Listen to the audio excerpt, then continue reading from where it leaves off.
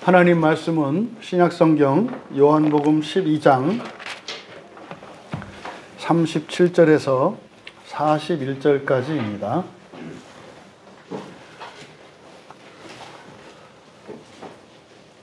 주보에는 33절로 되어 있는데 두 절을 줄였습니다. 37절에서 41절까지 신약성경 168쪽입니다. 찾으신 분들은 함께 읽겠습니다. 이렇게 많은 표적을 그들 앞에서 행하셨으나 그를 믿지 아니하니 이는 선지자 이사야의 말씀을 이루려 하심이라. 이르되 주여 우리에게서 들은 바를 누가 믿었으며 주의 팔이 누구에게 나타났나이까 하였더라. 그들이 능히 믿지 못한 것은 이 때문이니 곧 이사야가 다시 일렀으되 그들의 눈을 멀게 하시고 그들의 마음을 완고하게 하셨으니 이는 그들로 하여금 눈으로 보고 마음으로 깨닫고 돌이켜 내게 고침을 받지 못하게 하려 함이라 하였음이더라. 이사야가 이렇게 말한 것은 주의 영광을 보고 주를 가리켜 말한 것이라. 아멘. 잠시 기도합니다. 저희 모두의 마음속에 거하시는 성령님, 문자로 된 성령님이신 성경을 설교하고자 하오니 이 성경이 바르게 선포되어질 때에 성령 하나님께서 응답하여 주셔서 저희들의 마음을 새롭게 하시는 능력의 시간이 되게 하옵소서. 감사하며 예수님의 이름으로 기도하옵나이다. 거룩한 주일로 하나님께 예배하기 위하여 나온 여러분 모두를, 또 가정에서 불편한 중에 예배에 참여하고 있는 여러분 모두를 환영하며 축복합니다.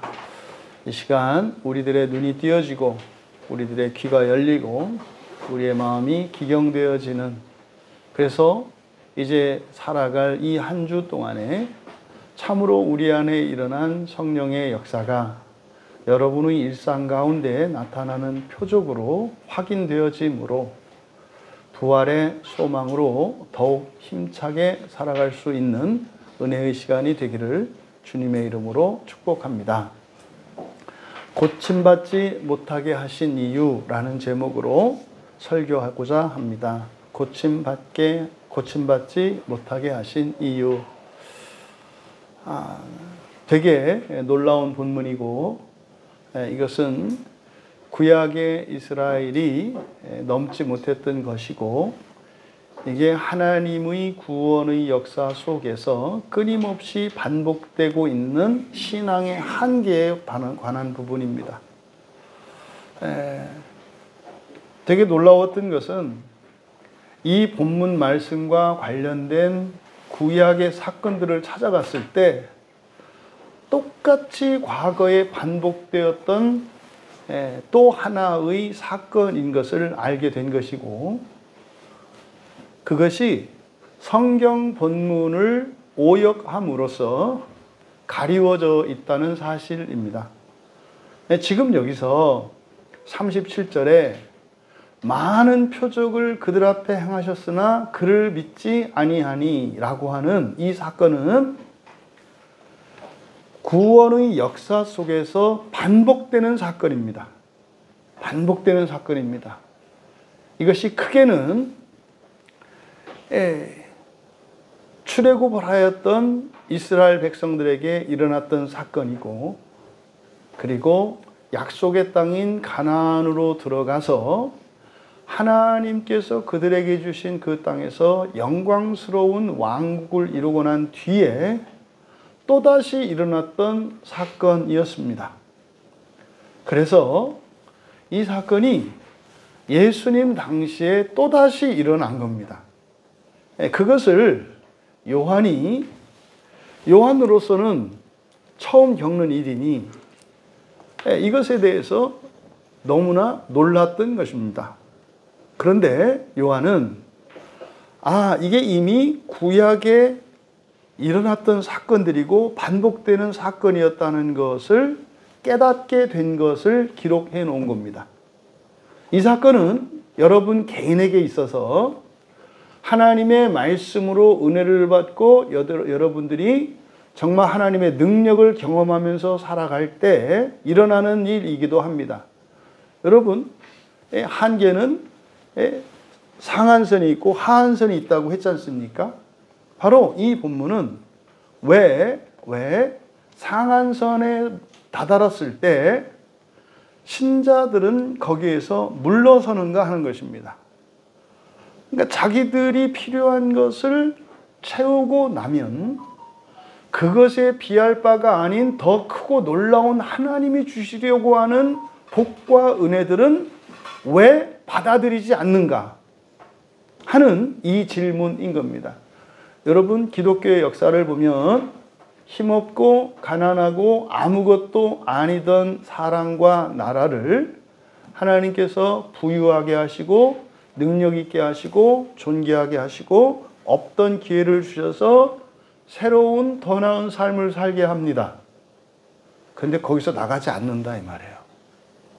그러니까 여기서 고침받지 못하게 하셨다라고 하는 것은 애시당초 고치지 않으신 것이 아니라 애시당초 고침받지 못하는 게 아니라 다시 말해서 나는 교회를 나왔는데 한 번도 하나님의 은혜를 경험한 적이 없어 이 얘기가 아니라 자기가 필요로 하고 자기가 원하는 만큼의 은혜를 받고 하나님께서 더 높이려고 할 때 더 이상은 나아가지 않으려고 하는 상태를 고침받지 못한다라고 이야기하는 겁니다.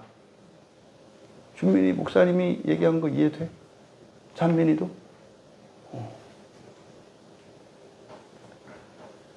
50살 먹은 집사님들보다 너희들이 더 나은 걸 수도 있어. 못 알아듣거든요. 이게 37절의 질문이에요. 37절에 던지는 질문. 요한이 이렇게 많은 표적을 그들 앞에서 행하셨으나 그를 믿지 않았다. 왜? 아니 어떻게 이걸 안 믿을 수 있어? 라고 이야기를 하는 겁니다.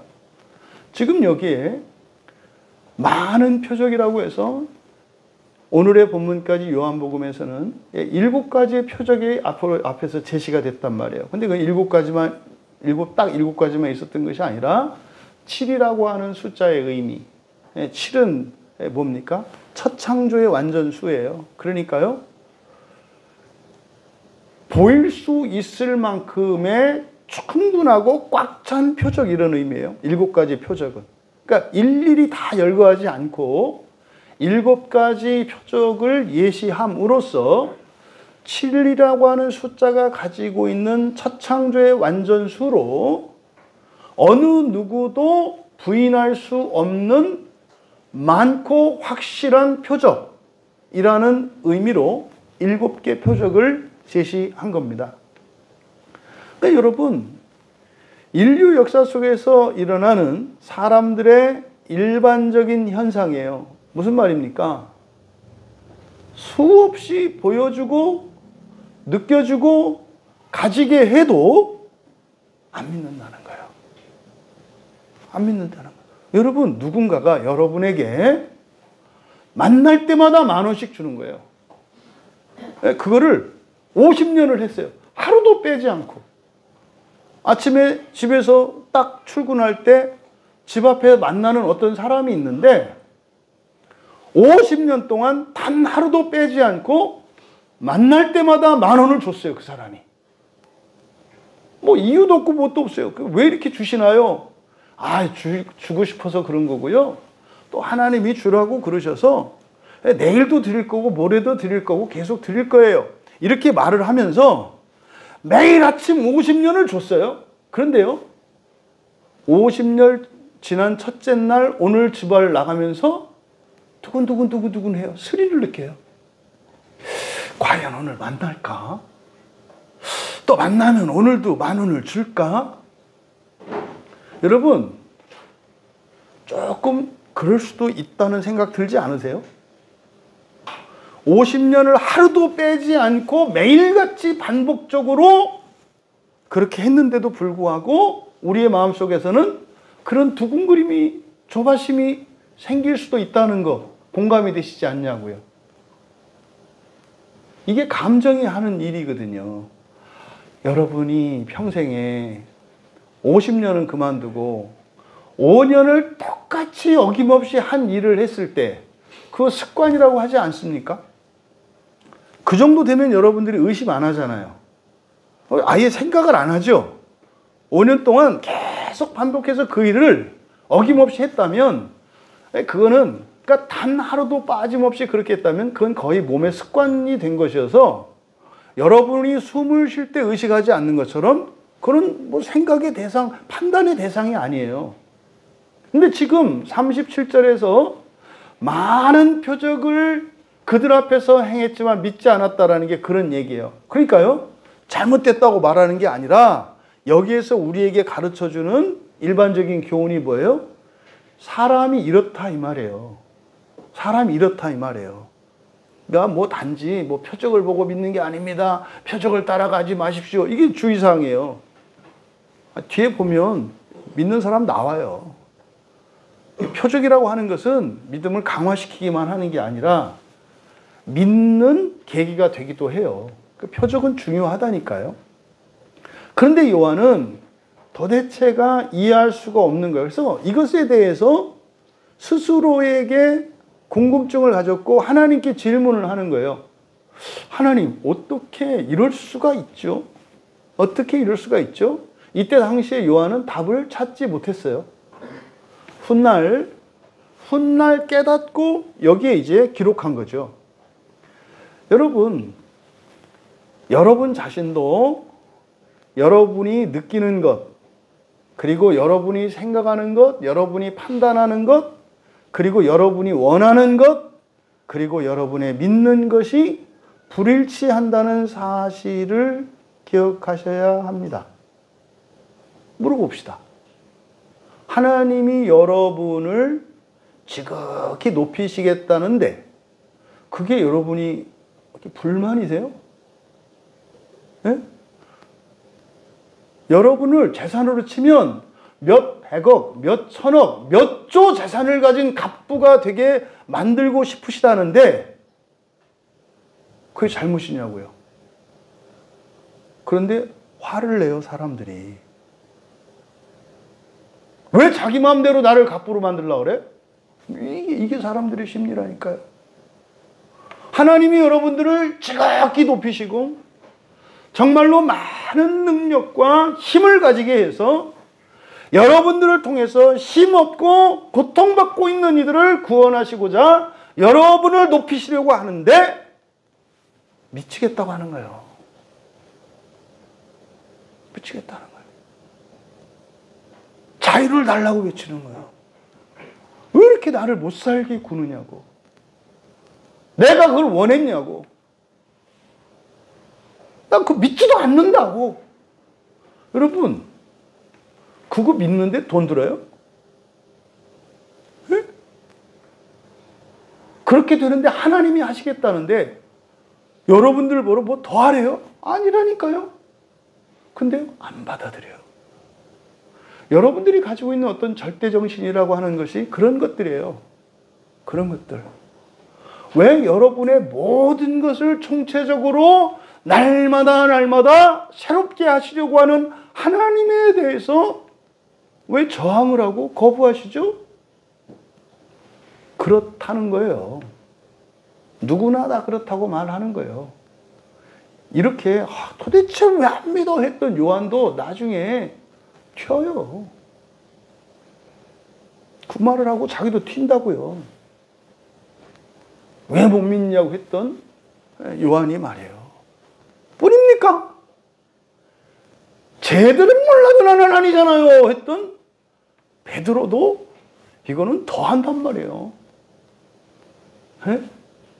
나라의 독립과 하나님 나라의 건설을 위해서 자기의 모든 것을 버리고 왔던 까론 유다는 예수님을 팔아 넘기기도 해요. 그러니까 여러분, 이런 일을 가지고 사람을 판단하지 마셔라. 뭐 이렇게 하느냐 저렇게 하느냐 얼마만큼 하느냐, 뭐. 여러분, 알량한 것들이에요. 뭐 우리 교회 안에 있는 분 중에 전 세계 1등으로 하는 무엇을 가지고 있는 분은 제가 알기로는 없어요. 뭐 우리 교회 그런 분들은 없어요. 절대 여러분들이 못났다는 게 아니라, 뭐 여러분들이 뭐 어느 교회 내놔도 사실은 빠지지 않는 분들입니다만 전 세계 1등은 아니라고요. 전 세계 1등은 아니라고요. 그런데 전 세계 1등보다 더 마음이 편안하고 더 교만한 거 아시나요? 놀랍다고요? 이런 일들이 우리 마음속에, 그러니까요, 사망의 몸이라고 얘기를 하는 거예요. 그러니까 이거는 나의 행위나 생각이나 뭐 이런 것들에 대해서 판단을 하는 게 아니라 우리 자체가 뭐라고요?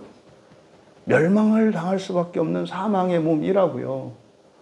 예배 시작하기 전에 말씀드렸잖아요. 성경에서 말하는 죄라고 하는 것은 완전하지 못한 이 결핍을 죄라고 한다고요. 여러분 중에 죄인 아닌 사람이 있나요? 무슨 말이냐면 부족하지 않은 게 있느냐 이 말이에요. 없잖아요. 그런데요, 왜 구원을 바라지 않으시나요? 이상하잖아요. 여러분, 부족한 게 없는 분 계세요? 없습니다. 구원을 바라시나요? 그건 또 아니에요. 뭐 그냥 내 아쉬운 대로 그냥 살 거예요. 뭐 이런 거잖아요. 여러분, 그러니까 이 죄라고 하는 것, 또 심판이라고 하는 것이 뭐라고요? 기준이 사람이 아니라 신이에요. 신. 그러니까 사람들의 기준이 심판을 할 때 사람인 줄 아니까 교만해지는 거예요. 또 열등감 가지는 거예요. 기준은 여러분, 완전한 사람의 도덕성이나 인격이나 무엇을 말하는 게 아니라 기준이 뭐, 심판의 기준은 뭐다? 신이에요. 여러분들이 신으로서 자격을 갖추었는가? 이게 심판이라니까요. 사람이 받는 심판은 신으로서의 심판이에요. 이 한 가지만 바뀌어도 기독교의 잘못된 교리들과 오해들이 다 바뀝니다. 신으로서의 심판이라고요. 사람으로서도 전 세계의 1등인 것 하나도 없는 사람이 전 세계의 1등보다 더 높은 신의 자격을 가지고 심판할 때 거기에서 그 심판을 통과할 사람이 없어요. 그래서요, 멸망할 수밖에 없다라고 말을 하는 거예요. 여러분, 요한의 이 질문은 이제 끝에서 이제 이사야서를 인용을 합니다. 답을 얻은 것을 말해요. 왜 사람들이 그렇게 믿지 않을까? 여기서 믿지 않는다, 그를 믿지 않는다 했을 때 이 믿는다라고 하는 것은 그냥 막연하게 예수님을 믿는다. 뭐 교회 안에 있는 사람들 뿐만 아니라 교회 안 나오고 있는 사람들도 예수 믿는다고 다 말해요. 나 예수님은 믿는데 교회는 안 믿어. 난 예수님은 믿는데 목사는 안 믿어. 나는 예수님은 믿는데 성경은 안 믿어. 뭐 이런 거죠. 이런 거죠. 여러분, 그래서 믿는다라고 할 때는 어떤 때는 구체적인 내용이 있고요. 어떨 때는 그 믿음의 목표가 있고요. 달라요. 전치사에 따라서 다르단 말이에요. 그럼 여기서 그를 믿지 않는다 할 때는 바로 앞에 36절과 연결 지어서 생각을 하셔야 됩니다. 36절에서 뭐라고 하셨습니까? 너희에게 아직 빛이 있을 동안에, 이건 뭐라 했어요? 살아있는 동안에 그랬잖아요. 살아있는 동안에. 그러니까 우리가 살면서 해야 되는 것이 무엇인지를 가르쳐 주는 거예요. 뭐를 믿어라? 빛을 믿어라. 그러면 빛의 아들이 될 것이다. 그러니까 여기서 우리가 믿어야 되는 거, 사람들이 믿지 않는 게 뭡니까? 빛의 아들이 될 것이라는 것을 믿지 않는 거예요. 빛의 아들은 뭡니까? 빛의 아들이 뭐죠? 빛이에요. 어둠의 아들은 어둠. 그러니까 어둠의 자식은 어둠이고요. 빛의 자식은 빛이다 이 말이에요. 근데 빛은 뭐라 그랬어요? 생명이라고 그랬잖아요. 이 생명이라고 하는 것은 영원 불멸하는 생명을 말해요. 그러면 영원 불멸하는 생명은 존재론적으로 누구를 가리키는 거예요? 하나님을 가리키는 거예요. 그러니까 너희들이 빛의 아들이 될 거야. 이거는 이미 요한복음 10장에서 예수님께서 말씀하셨잖아요. 너희들은 뭐다? 신의 아들이다. 네. 신의 아들이다. 신이다 이 말이에요. 신이다. 이걸 여기서 뭐라고 한 거예요? 빛의 아들이다라고 한 거예요. 그래서 신의 아들이라 한 그것 때문에 예수님이 신성모독을 했다고 해서 죽이려고 했잖아요. 그러니까 여기서 다시 한번 거론하는 거예요. 너희들이 빛이 될 것을 너희들이 믿지 않아. 그러니까 요한이 이제 그 얘기를 하는 겁니다. 아니 어지간히 좀 해서 좀 죽은 사람들 살리고 이렇게 하는 걸 봤으면 뭔지는 모르겠지만 아니 그 표적들을 보면 그 말씀은 이해가 되지 않고 그렇다 하더라도 예수님이 행하신 일들을 보면 아니 그 사람이 믿을 만한 사람이니까 그 사람의 말도 믿겠구만 도대체 왜 안 믿느냐 이 말이에요. 여러분은 여러분 부모님이라는 거 다 믿으시잖아요. 세상의 모든 자식들은 부모가 자기 부모라는 거 다 믿거든요. 근데 여러분 부모가요. 부모다워서 부모라고 믿는 경우는 굉장히 복된 경우예요. 자녀들의 입장에서 보았을 때 모든 면에서 나보다 능가하는 것 같은 환상을 꿈꿀 때가 있어요. 네? 늦은 애들은 초등학교 한 4, 5학년 때까지. 네? 빠른 애들은 뭐 구구단 외우면서부터 이제 엄마 아빠가 전능자가 아니라고 하는 걸 깨닫는 때가 있어요. 그렇다고 그래서 이래가지고 내 부모일까 의심 안 하잖아요. 왜 그래요? 하는 걸 보고 나한테 한 걸 보고 믿어요. 다른 건 모르겠지만 인간성도 엉망진창이고 보아니까 공부도 못하는 것 같고 기억력도 없고 노래 가사도 못 외우고 컴퓨터도 못하고 맨날 스마트폰 물어보고 알려준 거 또 물어보고 또 물어보고 또 물어보고 그것 가지고 내 부모인 거 의심하지 않잖아요. 왜 그래요? 많은 표적 때문에 그래요. 많은 표적이 뭐예요? 뭐 어쨌든 뭐 오면은 밥 주고 뭐 하루도 뭐 내쫓지 않고 또 다 보일러 켜고 내 방만 보일러 끄고 뭐 이러지도 않고 뭐 학교 보내주고 뭐 투덜대고 괜히 승질내고 뭐 나중에 내가 잘못한 거 알았는데도 뭐 그냥 또 용서하고 이런 걸 보고 부모라는 거를 믿는 거예요, 여러분. 여러분들이 부모를 부모라고 믿는 그것이 사실은 표적들을 보고 믿는 거라고요. 한 번도 만난 적이 없고 여러분들한테 뭘 해준 적도 없어. 그러니까 남북 이산가족 그 만나기 한참 했었잖아요. 그죠? 네, 근데 뭐 이제 뭡니까? 그 피덩이였을 때 피난 내려와가지고 만나서 니네 아버지다. 안 믿어져요.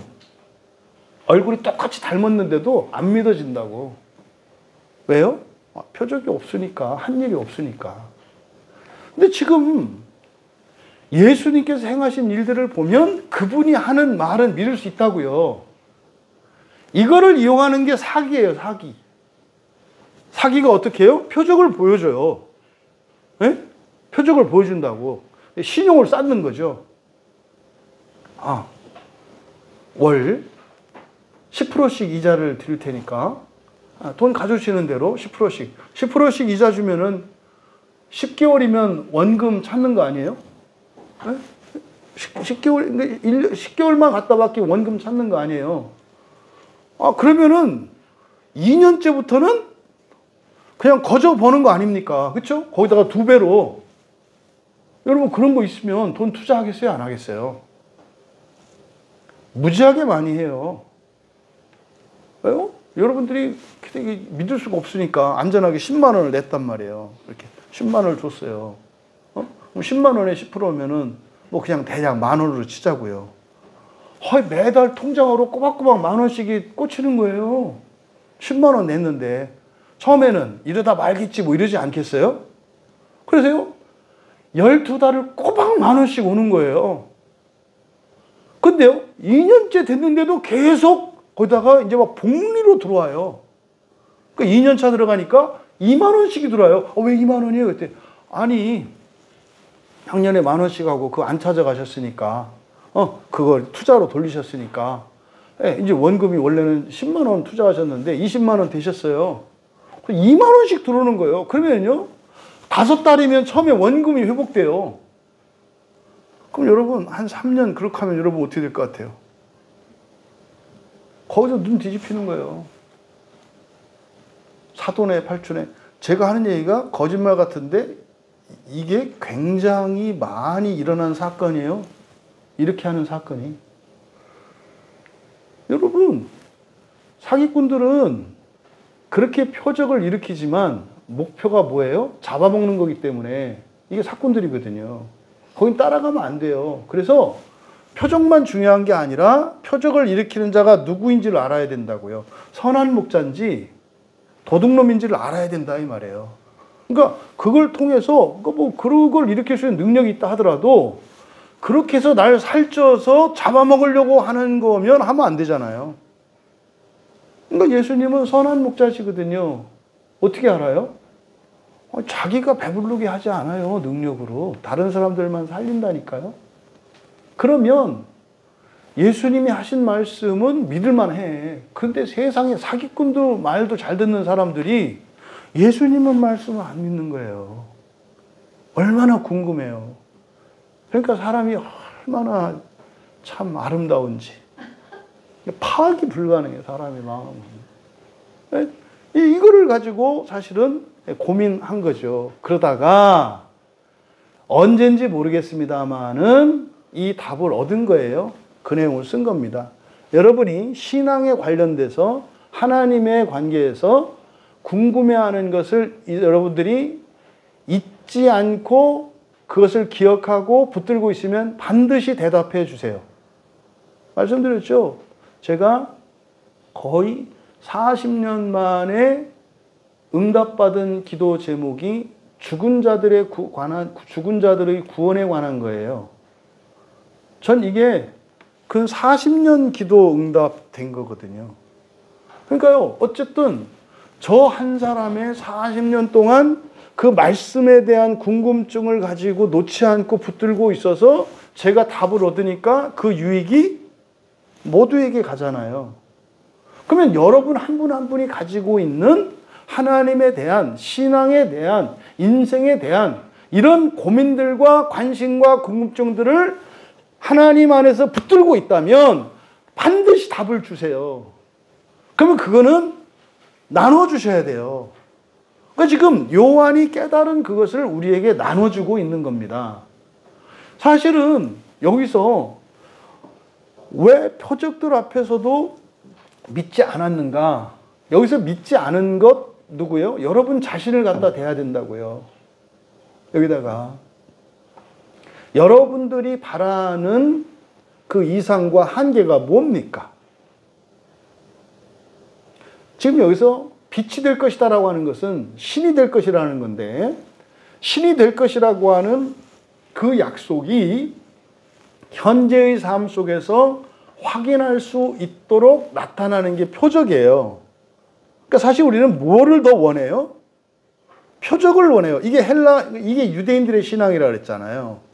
그러니까 빛의 아들이 될 것을 목표로 하는 게 아니라 이거의 사은품을 바라는 게 유대인이라고요. 이게 이제 오늘 설교를 통해서 왜 유대인들이 표적을 바란다고 했는지, 이게 그냥 유대인들의 심성이나 이게 아니라 이스라엘의 역사 전체 속에서 여호와로부터 선택을 받은 선민이었지만 왜 그들이 멸망했고 그들의 역사가 바로 표적을 목적으로 하는 신앙이었다라고 하는 것을 아시게 될 거예요. 근데 문제는 오늘날 기독교도 이렇게 돼버렸죠. 그 이제는 한 단계 더 넘어서 그것도 없어요. 그거 다 가짜래. 이게 그것도 없었어요, 지금은. 그러니까 성경도 없고, 뭣도 없고, 지금은 뭐 부모도 없고 목사도 없고 성경도 없고 교회도 없고 다 하나님들이야. 응? 그러니까 하나님 능력과 자격은 없으면서 자기들이 하나님이라고 생각해. 그 결과가 뭐예요? 멸망의 길을 계속 가요. 기회가 와도 그것으로 행복해지지 않아요. 잊지 마세요, 여러분. 인생의 원리가요, 생각보다 단순합니다. 여러분들이 성경을 조금 알면, 성경 안다니까 뭐 많이 읽고 지식을 말하는 게 아니에요. 성경을 한 번 다 읽지 않았어도 성경을 아는 사람이 있고, 100번을 읽어도 모르는 사람이 있어요. 그 진리, 시작과 끝과 과정에 대한 그걸 말하는 거예요. 그걸 알면은요, 보여요. 그 사람의 미래가 보인다니까요. 망한 것 같은데요, 흥할 거라는 걸 알고요, 흥하는 것 같은데 망할 거라는 걸 안다니까요. 그래서 기도하는 거예요. 흥하고 있는데 망할 것 같은 거 얘기해 줘봐야 절대 안 믿거든요. 그러니까 어떻게 기도해야 돼요. 하나님 알게 해주세요. 이렇게. 또 망할 것 같은데 흥할 게 보이거든요. 근데요 절대 안 믿거든요. 이게 기도해야 돼요. 하나님 믿게 해주세요. 이게 기도예요. 뭐 해주세요 뭐 이런 게 아니라 내 뜻대로, 이게 기도가 아니라니까요. 흥하게 하옵소서. 망해도 흥하게 하옵소서. 세상을 살리게 하옵소서. 이게 기도의 핵심이에요. 때에 따라, 사람에 따라. 이제 그 대답을 어떻게 깨닫게 되었는지 우리가 살펴볼 건데 정말 놀랐습니다. 정말 놀랐습니다. 먼저 지금 그 답을 사도 요한은 이사야 선지자의 말씀에서 얻었다고 하는 것을 우리에게 가르쳐 줘요. 그래서 38절은 이사야 53절을 인용하는 것입니다. 이사야 53장을 좀 펴보세요. 이사야 53장, 이사야 6장 이렇게 살펴볼 건데요. 뭐 이렇게 책갈피 하실 수 있으면 53장에다 끼워 놓으시고 6장도 나중에 볼 거거든요. 그러니까 이사야 53장을 보시면 이사야 53장 구약 1033쪽입니다.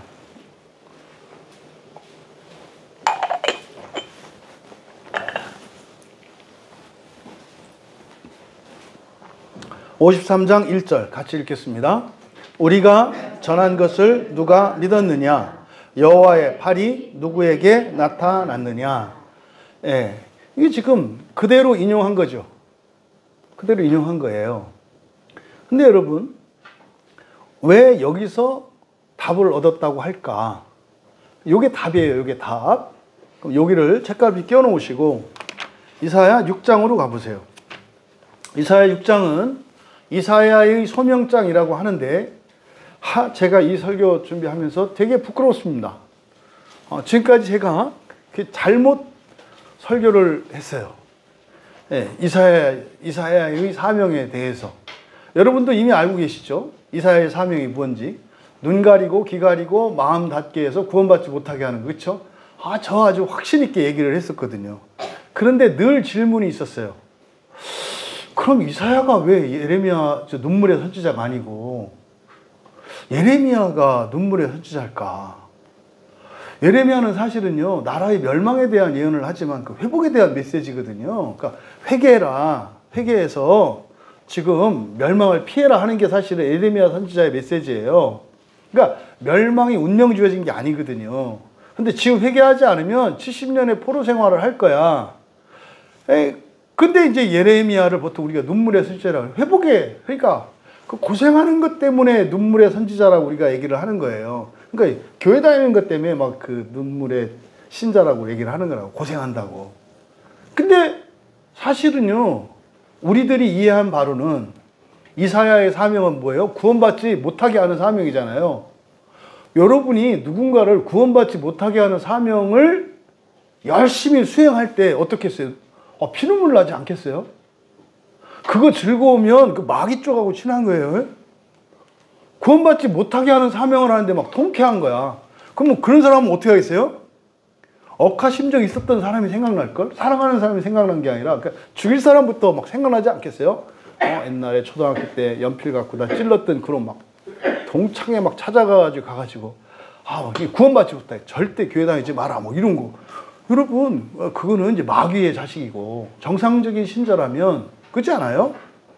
근데 이제 살펴보겠습니다만은 그 본문이 그런 본문이 아니에요. 그러니까 제가 또 이렇게 설교 잘못했다고 그래서 언제 도대체 뭔 말을 이렇게 하시면 안 돼요. 그냥 제가 믿는 대로 이렇게 발을 같이 가시면 돼요. 틀린 거는 하나님이 반드시 고쳐주신다. 뭐라 했어요? 지금 요한복음 12장에서 사도 요한이 궁금했던 거, 이해할 수 없었던 거, 이거 나중에 하나님 대답해 주셨다고 그랬잖아요. 그러니까 제가 잘못 가르쳤어도 반드시 제가 이 교회 목사로 있는 동안에 고쳐주시니까 염려하지 마셔라. 아셨죠? 그래서 뭐 여러분들이 판단해서 맞나 틀리나 이렇게 그냥 틀린 거를 설사 제가 말한다 할지라도 여러분들 믿고 따라와라. 그래야 제가 틀린 걸 바로 잡아 주실 때 또 더해진 어떤 은혜를 입으니까. 그럼 여러분, 이 이사야서 6장은 소명장이라고 일컬어져요. 그러니까 이사야 6장에 가면은 맨 처음에 1절 한번 읽어보세요. 1절에서 3절까지 시작.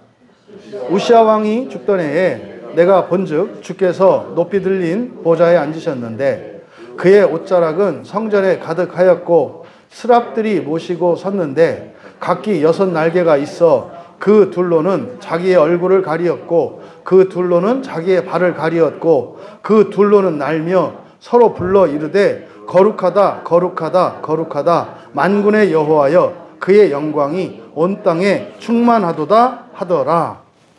여러분, 요거를 기억하시고 9절 10절 가보세요. 이사야 6장 9절 10절 9절 10절 시작. 여호와께서 이르시되 가서 이 백성에게 이르기를 너희가 듣기는 들어도 깨닫지 못할 것이요 보기는 보아도 알지 못하리라 하여 이 백성의 마음을 둔하게 하며 그들의 귀가 막히고 그들의 눈이 감기게 하라. 염려하건대 그들이 눈으로 보고 귀로 듣고 마음으로 깨닫고 다시 돌아와 고침을 받을까 하노라 하시기로.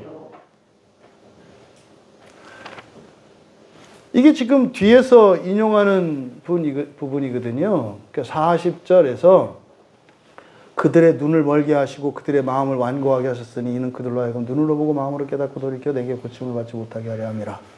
이게 지금 이사야 6장에 대한 인용이에요. 그러니까 여기서 지금 답을 얻었어요. 그럼 보세요. 시간적으로는 이사야 53장은 나중이고 이사야 6장은 이사야가 그러니까 그 선지자로서 부르심을 받을 때 소명장이거든요.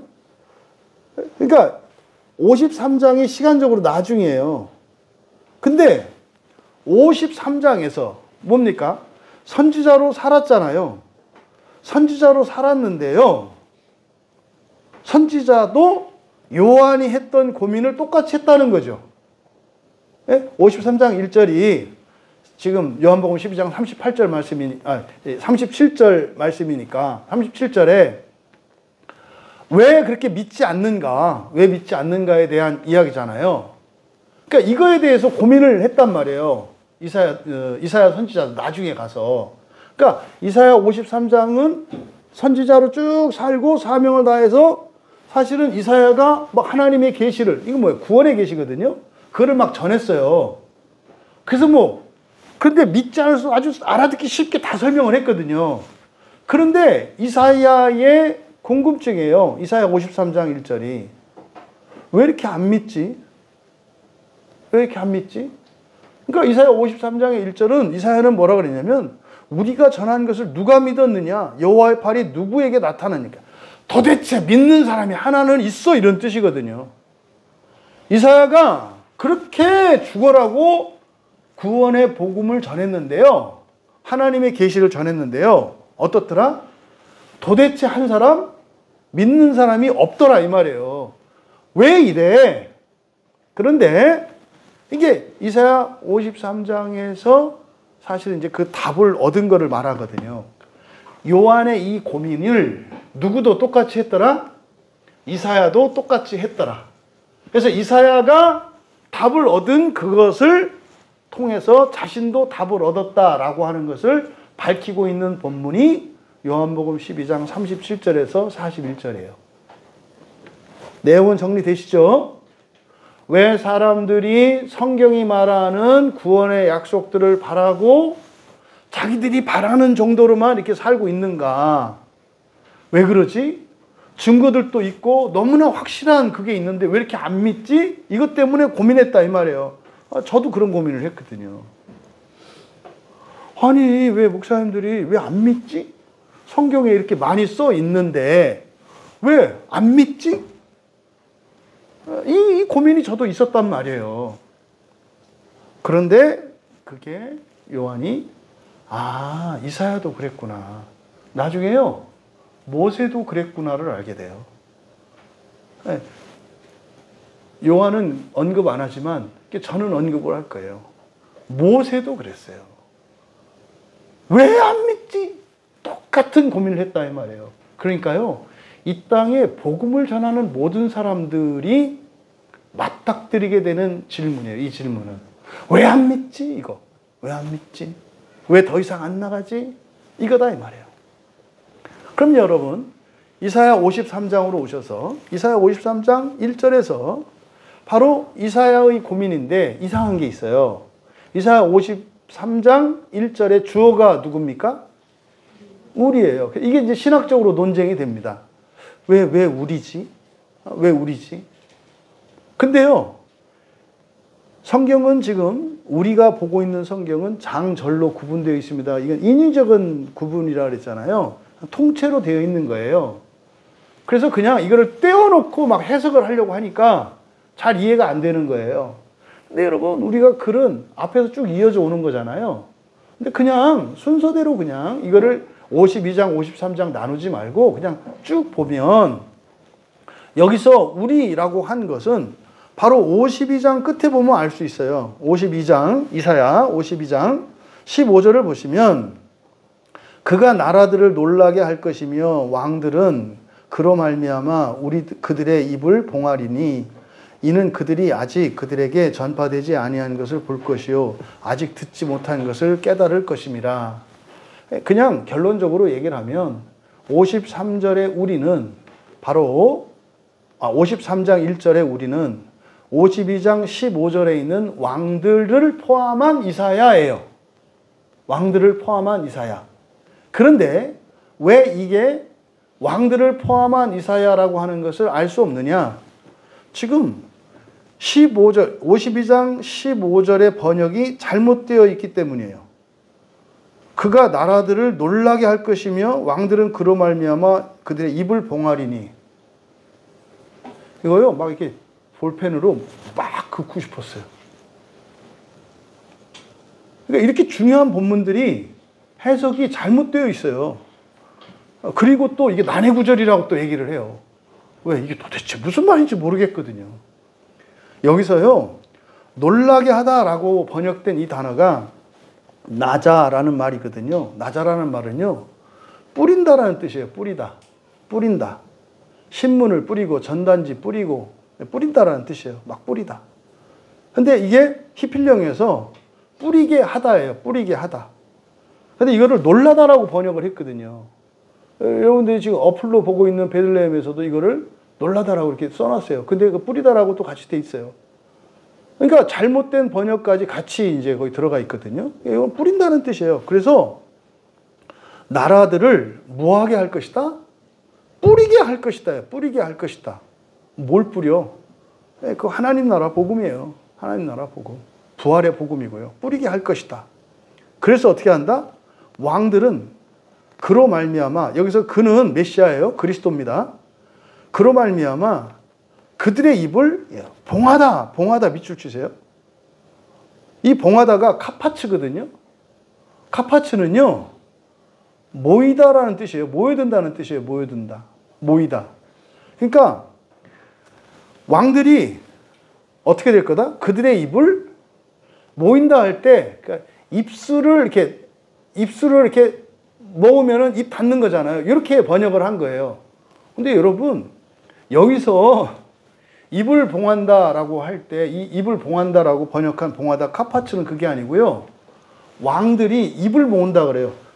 뭡니까? 그 재판하고 할 때, 그 위증할 때 서로 어떻게 해요? 입 맞춘다. 그렇죠? 입을 모은다. 이렇게 얘기한다고요. 그러니까 여기서 지금 이사야 52장 15절에서 입을 봉한다가 아니라 입이 뭐 한다는 거예요? 맞춘다는 뜻이에요. 무슨 말입니까? 같은 말을 한다 이 말이에요. 왕들이 뭐하게 해서? 뿌리게 해서 왕들이 입을 뭐 한다? 모을 거다. 같은 말을 할 거다 이 말이에요. 저는요, 지옥이 우리들이 생각하는 것처럼 처벌의 장소고 영원한 멸망의 장소가 아니라 그것은 회복을 위한 하나님의 은혜의 장소라고 하는 것을 이 땅의 모든 목사들이 입을 모을 줄 믿습니다. 그 얘기하는 거예요. 15절이. 왕들이 그렇게 할 거라고 말하는 거예요. 왜 그러냐? 왜 그러냐? 이는 왜냐하면이거든요. 그들이 아직 그들에게 전파되지 아니한 것을 볼 것이요. 무슨 말입니까? 듣도 보도 못했던 것을 보게 될 거라는 거. 이게 뭡니까? 부활에 대한 얘기고요. 하나님 나라에 대한 얘기예요. 또 아직 듣지 못한 것을 깨달을 것. 이 깨닫는다라고 하는 이것이 히트파일. 그래서 이건 재기형이에요. 스스로 깨닫는 거예요. 스스로 깨닫게 될 것이기 때문이다. 어떤 변화가 일어난 걸 말하는 거거든요. 그러니까 이 왕들은 어떤 사람들이에요? 사실은 사람들이 믿지 않고 알지 못했던 부활, 사람이 신이 되는 것이라는 이 부활의 계시를 들었어요. 그랬더니 그걸 말하지 않을 수가 없게 되겠죠. 그래서 막 얘기를 하는 거예요. 이구동성으로. 에? 이사야가 이렇게 했다 이 말이에요. 그래서요, 53절에 우리가 전한 것을, 그러니까 이때 우리에는 그래서 문장으로 볼 때에는 앞에 있는 왕들이 한 말을 직접화법으로 얘기를 한 거예요. 근데 여기에는 이사야도 포함되어 있다 이 말이에요. 그러니까 이사야가 전한 게 무엇이었길래, 왕들이 전한 게 무엇이었길래 사람들이 전했는데 어느 한 사람 믿지 못했을까? 이게 지금 예수님 시대에 일어난 일과 똑같지 않아요? 사도 요한도 똑같았다 이 말이에요. 성령 충만을 받아가지고 기적을 일으키고 이사를 일으키고 나중에 했는데 이걸 경험을 하거든요. 그러니까 요 얘기를 지금 하는 거다 이 말입니다. 여기서 주의 팔이 누구에게, 그러니까 두 가지 질문이에요. 주여 우리에게 들은 바를 누가 믿었습니까? 아무도 안 믿었다. 그 다음에 두 번째, 주의 팔이 누구에게 나타났습니까?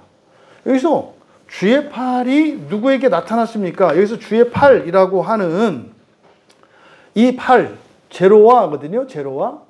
이 제로와라고 하는 이 팔은 신약 성경에서 이게 브라키온이에요. 헬라어로는. 그러니까 이사야 53장은 구약 성경이니까 히브리어로 제로하고, 요한복음 12장에 여기 38절은 헬라어니까 헬라어로는 이게 브라키온이에요. 근데 둘 다 이제 팔을 의미하거든요. 근데 이 팔이 여호와의 절대적인 권능을 나타내요. 여호와의 절대적인 권능을. 근데 이게 신약 성경에서는 딱 3번만 사용돼요. 누가복음 1장 51절과 여기와 그리고 사도행전 13장 17절 이렇게 3번만 사용되는데 이게 여호와의 절대적인 권능을 의미하는 단어예요. 그러니까 여호와의 권능을 입은 자가 누구냐? 도대체 아니 그 입은 자가 누구야? 이걸 말하는 거예요. 근데요, 이게 말이죠, 놀라운 거예요.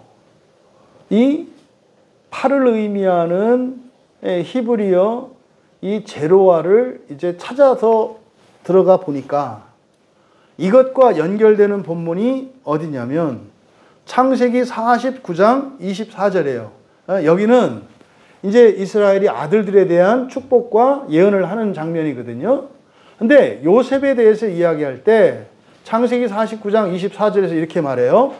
요셉의 활은 도리어 굳세며 그의 팔은 힘이 있으니 이는 야곱의 전능자 이스라엘의 반석인 목자의 손을 힘입음이라.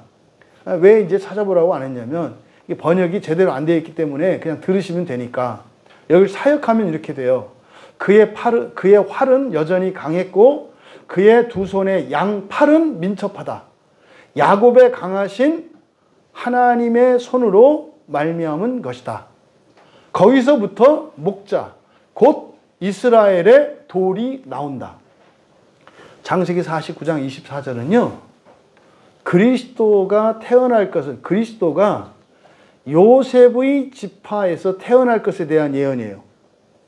우리는 보통 메시아를 다윗의 자손으로, 그렇죠? 유다 지파에서 태어날 거 알고 있잖아요. 그런데 창세기 49장 24절은 메시아가 어디서 난다고요? 요셉의 지파에서. 그러니까 요셉의 지파에서 나면 그동안 우리들이 가르쳤던 교리에서 그리스도는 유다 지파에서 나와야 되는데 문제가 되죠.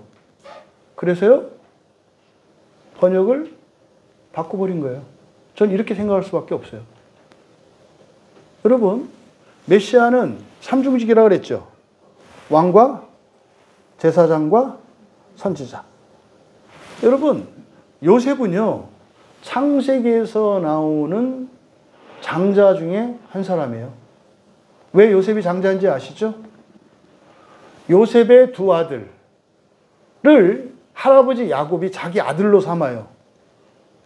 그러면 아들들은 한 몫의 유산을 받거든요. 근데 요셉의 두 아들을 자기 아들로 삼았다라고 하는 것은 두 배의 유산을 준다는 뜻이에요. 두 배의 유산을 준다는 뜻은 무슨 의미예요? 장자라는 뜻이에요. 그러니까 원래 유다는 장자도 아니에요, 사실은. 그리고 요셉도 장자가 아니라고요. 근데 유다 지파에서 메시아가 날 예언들은 이미 다 알아요. 그러니까 이거는 우리 교회에서도 얘기를 하죠. 이거는 유대인들도 그렇게 얘기를 해요. 유대교인들도 유다 지파에서 메시아가 난다고 믿고 있고 그렇게 설교를 해요. 왜? 이 본문을 기초로 하니까. 근데 창세기 49장 24절은요. 중요한 게 뭐예요? 요셉의 자손으로 메시아가 올 것에 대한 예언이에요. 여러분은 이해되시죠? 예수님 아버지가 누구예요? 요셉이에요. 근데 요셉은 또 진짜 아버지는 아니죠. 요셉이 진짜 장자는 아니잖아요. 근데 두 배의 몫을 갖잖아요. 요셉이 진짜 아버지는 아닌데 아버지가 되잖아요. 이게 창세기 49장 24절이에요. 이게 여호와의 권능을 나타내는 제로와라고 하는 단어를 통해서 이렇게 연결되어 있거든요. 이게요. 놀라워요. 그러니까 여호와의 권능의 은혜를 입은 자 누구를 뜻해요? 메시아를 뜻하는 거예요. 메시아를. 이게 38절 말씀이라고요. 그리고 39절. 그들이 능히 믿지 못한 것은 이 때문이 이제 답을 얻은 거예요. 답을. 왜 사람들이 그런지를 이제 깨닫게 된 거예요. 이게 저도 이제 깨닫게 된 거예요. 왜 여러분들이 뭐 맨날 믿네, 안 믿네, 첫째 부활 했는데 했는데 이렇게 몇 년 지나고 나서 사실은 이제 조금 믿어져요. 이런 얘기를 왜 하는지 이제 알겠는 거예요. 이게 39절. 그들이 능히 믿지 못하는 것은 이 때문이니 곧 이사야가 다시 일렀을 때. 그러니까 39절은요. 바로 이사야가 사도 요한이 답을 얻었다는 거죠. 그때 인유한 게 어디예요? 이사야 6장이라고요. 이사야 6장에 6절로 가보시면 6장 9절 10절 이사야 6장 9절 10절 아까 우리 읽었잖아요. 이 백성에 이르기를 너희가 듣기는 들어도 깨닫지 못할 것이요 하는 요 본문이에요. 이게요. 지금 사실은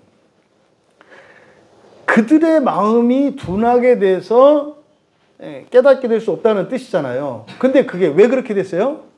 본문에 따르면 하나님이 눈 멀고 귀 먹고 이렇게 만들어 버렸죠. 그런 하나님 이해되세요? 아니 100m 달리기를 지금 해야 되는데요. 두 다리를 부러뜨려 놓고 달리기를 하라고 했다 이 말이에요. 그게 제 정상적인 하나님입니까? 그런 내용이 아니에요. 왜 그러냐면요. 이사야 6장 9절 10절 보시면서 여기서 단어를 치세요. 이사야 9장 6장이에요. 6장 10절부터 볼게요. 10절에 마음을 둔하게 하다. 둔하게 밑줄 치시고 그게 샤멘이에요. 샤멘. 샤멘은요. 살찌는 거예요. 기름지다, 살찌다라는 뜻이에요. 여러분, 기름지고 살찌는 거는 좋은 건가요? 나쁜 건가요? 요새는 나쁘다고 하는데 요새로 말하지 말고 옛날에는 살찌는 거는 무지하게 좋은 거예요. 우리 집사님 한 분도 어렸을 때 살쪄서 분유 모델 광고를 이렇게 나가고 그럴 수도 있고 그랬대요. 옛날에는 살만 찌면 그래서 사장님이었던 때가 있어요. 그래서 막 배 나온 게 자랑해가지고 옛날에 배도 안 나왔는데 일부러 하고 다닐 때가 있었어요. 왜? 사장이라고. 그러니까 이 마른 사람이 사장 티 내려고 배만 볼록 나오면 참 올챙이 배가 되는데 그래도 배 나오면 사장으로 서줄 때가 있었다고. 그래서 살찌다라는 말은 좋은 거예요. 육체적으로는. 그러니까요. 근데 문제는 여기서 마음을 살찌게 했다 그랬어요. 마음. 여러분, 마음이 살쪘다라고 하는 것은 어떤 의미일까요? 영적으로는 둔해지는 건데 사실은 여러분 몸에 살찌려면 뭐가 많이 들어가야 돼요? 영양분이 많이 들어가야 되잖아요. 그럼 살찌려면 뭐 한 거예요? 많이 자신 거잖아. 그러니까 마음도 살찌려면 어떻게 되겠어요? 기쁘고 좋은 일이 많아야 돼요. 여러분 아십니까? 진짜 부자들은 잔머리를 쓰지 않는다는 거. 가난한 사람들이 잔머리가 발달한다는 거 아십니까? 네, 아까 서두에 50년 동안 매일 10,000원씩 줘도 제가 떨릴 수 있다고 그랬잖아요. 그게 공감이 됐던 분들은 뭔지 아시겠죠? 부자인 사람은요, 주든 말든 상관이 없으니까 그거 신경도 안 써요. 근데 10,000원이 의미가 있는 사람은 아침에 눈 뜨면 머리 감으면서 뭐 생각해요? 오늘도 받을 수 있으려 이런 거예요. 그래서 가난하면은요, 잔머리가 발달해요. 그래서 부자들은 진짜로 단순해요. 생각 안 해요. 누가 속이려고 가잖아요. 속아줘요. 그렇지 뭐 이렇게 안 해요. 왜? 속으면 되지 뭐. 안 그래도 막 돈이 쌓여서 걱정했는데 그거 좀 줄여줘서 고맙지 뭐. 그래서 막 누가 찾아가서 그런다. 야, 친구가 어떻게 막 너한테 막 사기쳤는데 막 그럴 수 있어. 그 친구, 야, 나 아무렇지도 않아. 너 왜 그래? 뭐 이런다니까요. 실제 사건이에요. 그러더라고요. 마음이 살찌는다는 거 결과적으로는 영적으로 둔감해진다는 건데 사실은요. 살찌게 된 그 원인은 뭡니까? 하나님의 큰 복과 은혜가 있었던 거라니까요. 여러분 인생에 어려움이 없잖아요. 이게 뭐 하는 거예요? 마음이 살찌는 거예요. 이해되십니까? 그래서 어떻게 해라? 선한 고난에 참여하라는 거예요. 뭐 하도록? 복은 받되 뭐하게? 마음이 둔감해지지 않도록. 그러니까 살찌는 것 자체가 문제가 아니라니까요. 그래서 살찐다는 게 무조건 나쁘다는 거 아니다. 그래서 이사야 6장 10절에 마음을 여기서는 둔하게, 이거는 영적인 측면의 의역이에요. 근데 일단 그렇게 하면 안 되고 문자적으로 해야죠. 마음을 살찌게 하고 해요. 마음을 살찌게 하고. 그 다음에 귀가 막히고 그랬어요. 막히고 밑줄 치시고 카보드입니다. 카보드는 뭐예요? 무겁다는데 무겁다는 게요. 여러분들은 그냥 무겁다 이렇게 하겠습니다만은 옛날에는 무거우면은 좋은 거예요. 체중이 무거워서 좋은 때가 있었어요. 그래서 그걸 뭐라 그래요? 카보드를 영광이라고, 영광스럽다라고 번역하는 단어예요. 가치 있다, 존귀하다, 영광스럽다라고 번역하는 거예요. 그러면은요, 그의 길을 뭐하게 하고 영화롭게 하고 이렇게 되는 거예요. 그의 길을 영화롭게 한다는 건 뭘까요? 기쁘고 즐겁고 좋은 소리만 듣는 거예요. 마음을 살찌게 하려면 좋은 것들만 마음 편안하게 되듯이 귀를 영화롭게 하려면 어떻게 해야 돼요? 여러분 최고예요, 여러분 최고예요, 여러분 최고예요. 우리 주민이가 그랬대요. 이렇게 막 이렇게 집사님들이 거기 뭐 일본 가서도 막 사람들이 막 민지 이쁘다 이쁘다 이쁘다 그러니까 너무 이쁘다고 하지 마세요 이랬대요. 왜요? 귀가 영화롭게 될까봐. 근데 또 우리 주민이가 또 이게 우애가 또 굉장히 강하거든요. 누가 또 이렇게 그렇다 해서 밉다 그러면 그거 하지 마세요. 왜 그러세요? 그건 나만 할 수 있어요. 그렇게. 이게 멋있잖아요. 되게 멋있잖아요. 이게 확실해. 다른 사람은 내 동생의 귀를 영화롭게 하지 못하게 하고.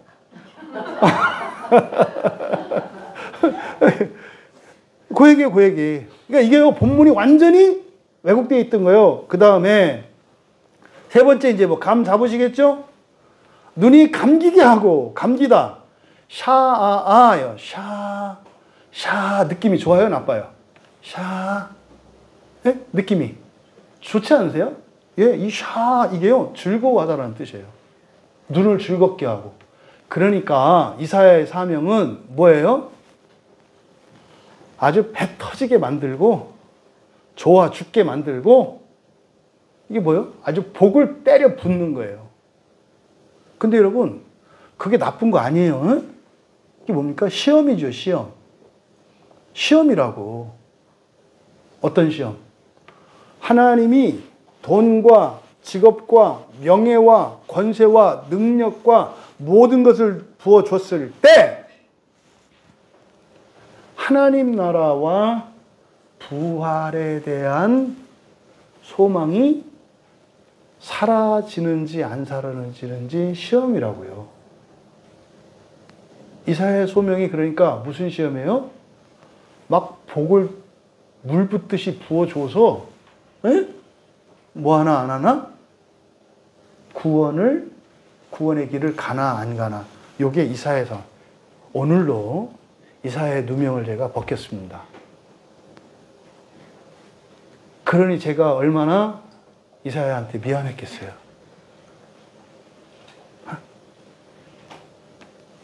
오늘부로 이사야가 안식을 취할 수 있을 것 같아요. 성경이 이렇게 왜곡돼요, 이렇게.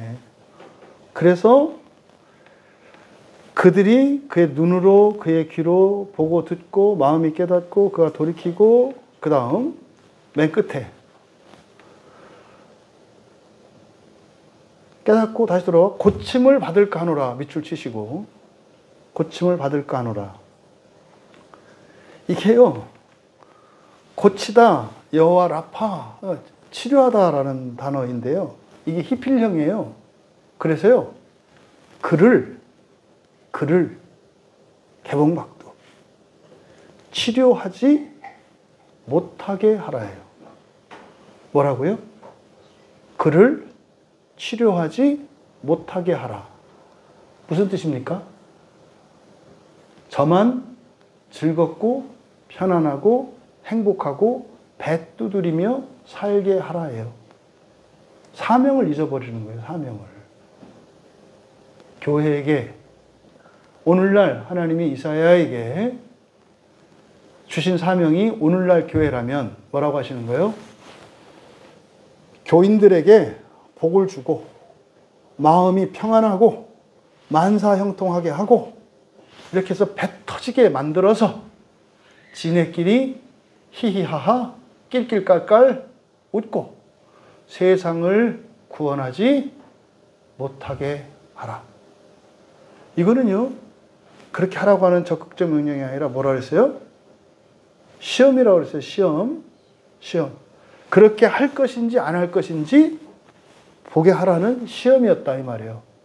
여기서 교회가 다 망했어요. 여기서 교회가 다 망했다고요. 이스라엘이 망했고요. 로마 제국에 공인된 교회가 망했고요. 왜요? 배 터지게 돼서. 제국의 종교가 되고 황제들도 쩔쩔매고 귀족보다도 높은 신분이 되니까 알아서 교회가 부패하고 타락해서 다 망했다고요. 네? 그래서 종교개혁이 일어난 거예요. 그러면은요, 또 종교개혁 이후에 바른 구원의 길을 가겠다고 하는 순결한 교회들에게 이 시험은 반드시 와요. 어떻게? 그래, 개신교에게 복 터지게 해라. 살찌게 해라. 즐겁게 해라. 만족하게 해라. 그리고 나서 시험을 치르게 하라. 이해되시죠? 요 얘기예요, 요 얘기. 지금 사도 요한이 이사야서의 말씀을 통해서 그 답을 얻은 거예요. 그런데 이사야에서는 치료하지 못하게 하라를 요한은 인용할 때 나는 그들을 치유하지 않을 것이다 라고 번역을 한 거예요. 네, 이사야가 이걸 인용을 할 때는 내게 고침을 받지 못하게 하려 함이라 이렇게 돼 있잖아요. 네, 이게 아니고 그대로 직역을 하면은 뭐예요? 내가 그를 치유하지, 그러니까 고치지 않을 것이다. 헬라 원문은 그렇게 돼 있어요. 내가 치유하지 않을 것이다. 그럼 여러분, 여기서 이제 치유한다는 게 무슨 뜻일까? 치유한다는 것은 지금 순서가 이렇게 돼요. 구원이 필요한 자들, 이때 구원이 필요한 것은 현실적이고 육체적이고 각자 개인적이고 이러저러한 기도의 제목과 어려움이에요. 맨 처음 예수님 앞에 나올 때의 상태예요. 그래서 어떻게 해요? 구원의 은혜를 입어요. 그래서요, 이사야 선지자를 통해서 어떻게 해요? 복을 주시고 기도 응답을 받게 하고 할 수 없던 것을 하게 하고 없던 것을 있게 하고 이렇게 만드셔요. 이렇게 해요. 그러면 이제 어떻게 해요? 아쉬운 게 없어요. 그럼 뭐예요? 내가 혼자 살아갈 수 있을 것처럼 착각해요. 지금까지 한 일이 내가 한 걸로 오버해요. 이게 시험의 순간이에요. 요게 다 온다고요. 요게 다 온다고. 너무 명확해요. 제가 목사 노릇하면서 가졌던 질문이 이거였거든요. 아니 그렇게 어려울 때 그게 극복해 줬으면 그냥 그분 믿고 쭉 가지. 이제 됐네 하고 왜 등 돌리냐 이 말이에요. 그러니까요. 다시 고난을 불러요, 인생이. 고난을 부른다고. 살아서 차라리 망하고 고난당하면 차라리 나아요. 사는 동안 즐겁고 배 터지면은 진짜 문제예요. 왜요? 그 사람은 어디 가서 그걸 해결해야 돼요? 지옥 가서 해결해야 되니까. 여러분, 진짜 지옥이 있어요. 지옥 같은 인생이 있잖아요, 이 세상에. 그렇지 않아요? 에? 지옥 같은 인생이 있지 않나요? 그러니까 지옥 같은 인생이 있으니까 지옥이 있는 거죠, 당연히. 그러니까 지옥 같은이라고 하지. 고난과 슬픔과 고통의 원조는 어디예요? 지옥이라니까요. 그러니까 지옥 같은이라고 할 때 아무리 괴로워도 지옥만큼은 아니야. 그래서 뭐라 그래요? 지옥 같다고 얘기하잖아요. 지금 놀라운 깨달음이었던 거죠. 그러니까 사도 요한의 고민 하나로 굉장한 구원의 진리를 발견하게 된 거예요. 근데 이게 지금 2000년 됐는데도 똑같은 일들이 일어나고 그거에 대한 대답을 이미 써 있는데도 보지 못했던 이유가 뭐다? 성경을 오역해 놓았기 때문이라니까요. 성경을. 그러니까 뭐 저 같은 사람을, 우리 교회 같은 사람을 이렇게 자격이 가장 없으니까 보통 하나님이 사명을 주시거든요. 가장 자격, 이게 제가 가장 자격이 없, 이게 딱 타당해요. 왜? 제가 그랬잖아요. 여러분들 잊지 마세요. 저라는 사람이 누군지. 저는요, 아무것도 못하는 사람이에요. 잊지 마시라고. 그러니까 저한테는 기대도 하지 마세요. 왜 저럴까? 많이 나아져서 그렇게 하는 거예요. 진짜로. 저는 하나님 앞에 목사로 부름받을 때 분명히 하나님께 서원하고 그렇게 계약을 맺고 시작을 했어요. 전 아무것도 안 하겠다고. 할 수 없다고. 그러니까 여러분 목사는 그런 사람이에요. 능력 있는 목사를 원하시면 저 때문에 굉장히 실망하실 거예요. 근데요, 전 딱 하나예요. 하나님이 하신 것을 전하겠습니다. 저는 그게 그냥 뭐 하시는 거 이건 줄 알았는데 그게 성경이었더라고요. 성경이 뭐예요? 하나님이 하신 말씀과 하신 일들을 기록해 놓은 게 성경이잖아요. 전 그 말이 그 말인지 모르고 그냥 했는데 그게 그거였어. 이러니까 제가 아야소리 못하고 냅다 성경을 파는 거예요. 여러분, 지금 그래서 이사야서를 빨리 설교하고 싶은 마음이 지금 막 불타요, 계속. 이게 뭔 일이 또 날까, 막 이렇게. 그러니까 지금 여기서 어쨌든 바로 이 말씀을 통해서 우리가 깨닫는 거죠. 아, 그런 거였구나. 그런 거였구나. 이어서 이사야의 소명이 앞에 6장 1절에서 3절 읽으라고 했잖아요. 앞에 읽었잖아요. 그렇죠? 그 안에 어떤 내용이었어요? 이사야가 뭘 본 내용이에요? 이사야 6장 1절에서 3절 아까 읽었잖아요. 참 어떻게 이렇게 날로 새로우신지. 뭘 봤어요? 6장 1절에서 3절 아까 읽으니까? 예, 지성소를 본 거니까 뭐예요? 요한이 요한계시록을 쓸 때 봤던 거를 이사야도 똑같이 본 거예요. 그래서 이사야가 전한 계시는 무엇에 대한 계시예요? 부활과 하나님 나라에 대한 계시예요.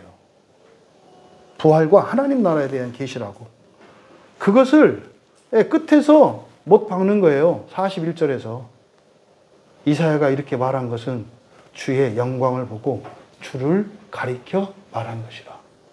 무슨 말인지 아시겠어요? 하나님의 나라와 부활의 복음을 전했대요. 그러니까요, 구약 성경에 부활의 복음을 전하는 사람이 있었어요? 없었어요? 있었어요. 똑같았었다고. 그러니까 구약 성경만 보고도 부활을 알 수 있었다고. 근데요, 가려졌다니까요. 왜 신약 성경에서 이렇게 번역되는지 아세요? 70인역에서 다 이렇게 바꿔버렸어요. 70인역이 구약 성경을 이해하는데 필수적일 것만큼 필요해요. 왜요? 히브리어 그때 당시에 사람들도 구약 성경의 내용들을 다 이해할 수가 없었어요. 읽지도 못했다고요. 그래서 헬라어로 바꿔놓은 거거든요. 헬라어로 바뀔 때 여기에서 사단이 분탕질을 해놓은 거예요. 중요한 구절들을 이렇게 단어를 바꿔치기를 해놨다고요. 그래서 예수님 신약 성경에서 인용을 할 때 70인역을 인용하거든요.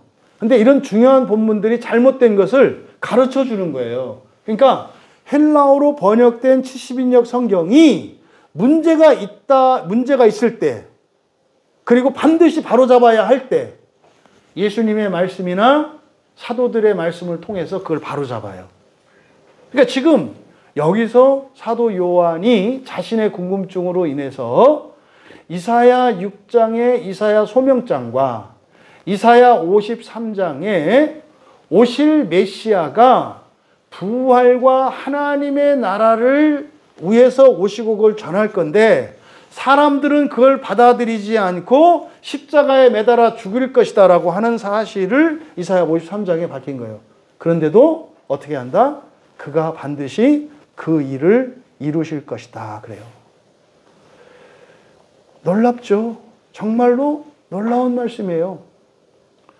그래서 결과적으로 요한이 깨달은 이것이 자기만 가지는 고민이 아니라 이사야도 그런 고민을 가졌고 나중에 그것을 깨닫게 돼서 기록한 게 이사야 53장이라고 이야기를 한 거예요.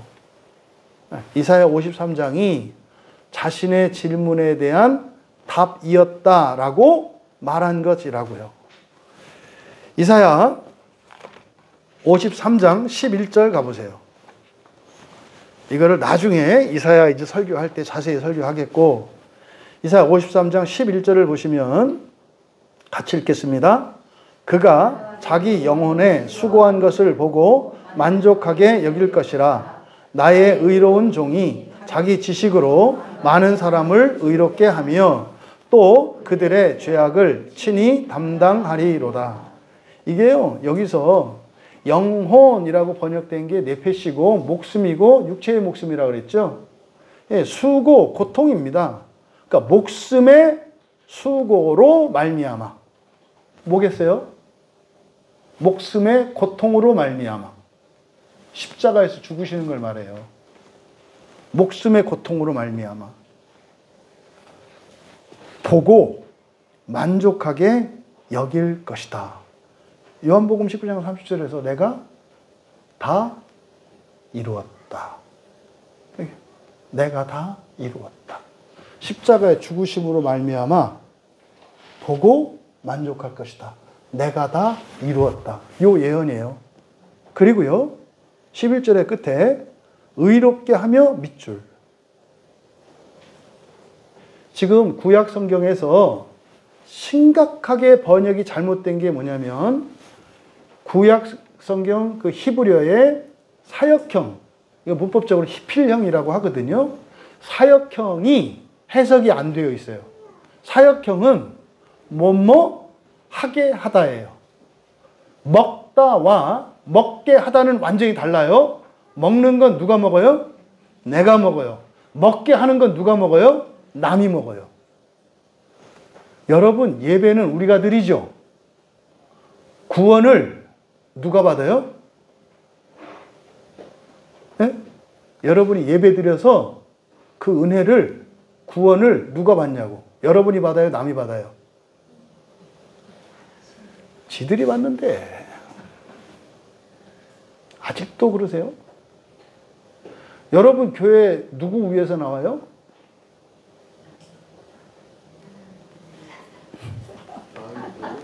왜 이렇게 당황하세요? 목적은 남을 위해서 오시는 거예요. 여러분은요, 이미 됐고, 부수적으로 그냥 계속 될 뿐이고, 에? 여러분 안 나와도 누군가가 나와서 예배를 드리면 그 은혜가 여러분들에게 가요.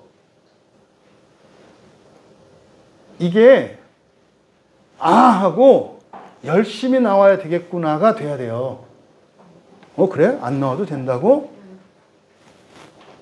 이게 어떤 상태예요? 앞에서 얘기했던 배 터지는 상태라고. 배 터지는 상태. 그래서 어떻게 해요? 남을 구원하지 못하게 하는 상태. 그러니까 남을 구원하지 못하게 하는 상태. 이게 그 상태라니까요. 그러니까 지금 여기도 말이에요. 지금 우리말 성경에 이렇게 되어 있습니다만 11절에 의롭게 하며가 아니라 뭐겠어요? 의롭게 빙고. 의롭게 하게 하며예요. 이거 히필형이거든요. 의롭게 하게 하며. 지금 교회와 신자들의 신앙의 한계와 실패와 멸망, 그게 뭐라는 겁니까? 나만의 구원을 위해서 살아가는 것이 신앙의 한계라고 말하는 거예요. 예수님이 제자들에게 계속 가르쳐 준 게 뭐예요? 너희들은 내가 책임질 테니까 너희들은 내 대신 뭐 해라? 세상을 구원해라예요. 이게 안 받아들여져. 이게 안 받아들여진다고. 여러분들이 세상을 구원하기 위해서 살 때 참으로 하나님이 구원하시는 그것을 여러분들이 표적으로 보게 돼요. 그런데 이들은 목표가 뭐예요? 내 구원이야. 내 구원. 그러니까 표적이 일어나면 일어날 때마다 이놈들은 뭐예요? 세상을 구원할 생각이 사라져. 이해되시죠? 이게 이사야 53장 11절의 말씀이에요. 그래서요, 치유하지 않을 것이다 할 때 이 치유라는 것은 뭐겠어요? 그러니까 내가 그들을 고침받지 못하게 하려 함이라가 아니라 내가 치유하지 않을 것이다 라고 했어요. 그럼 이때 치유하다, 이제 이하오마이거든요. 그래서 치유라고 번역한 거예요. 예, 치유하지 않을 것이다. 일반적으로 치유라고 하는 것은 육체의 병을 고치는 것입니다만, 영적으로는 뭡니까? 우리의 본성을 바꾸는 거고요. 우리의 운명을 바꾸는 거고요. 사실은 치유 행위는 어떤 행위예요? 창조 행위예요. 창조 행위. 이 이하오마이가. 그러면 이때 치유하지 않겠다는 것은 인생 가운데 이런저런 어려움이 있을 때 기도 제목을 들어, 이런 쫀쫀한 이런 게 아니에요. 예?